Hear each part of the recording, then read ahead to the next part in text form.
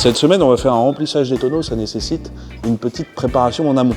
Souvent, les tonneaux, ils sont emballés dans du cellophane, comme celui-là, qui était neuf, donc ils n'ont pas perdu leur humidité, ils ne se sont pas dégonflés, et on ne va pas avoir de fuite.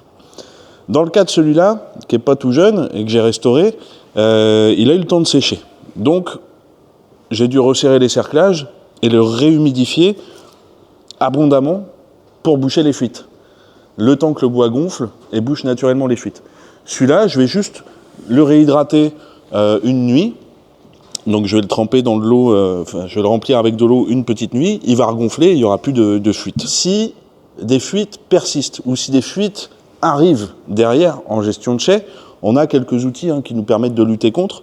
Déjà, s'il y a un gros trou, on peut boucher avec de la craie et derrière, avec de la paraffine alimentaire, venir tasser la craie et imperméabiliser le tout. Donc ça permet de limiter les petites fuites. Souvent ça arrive ici sur les jonctions Jable-Fond. Donc on vient appliquer cette petite cire. On va avoir aussi des fuites qui peuvent apparaître sur le bout des douelles. Et à ce moment-là, on vient percer un trou, mettre une rustine, une sorte de rustine, en bois, bien ronde, et on vient redécouper l'excédent avec un ciseau à bois et réimperméabiliser, encore une fois, avec de la paraffine, histoire d'être sûr qu'il n'y ait pas de fuite.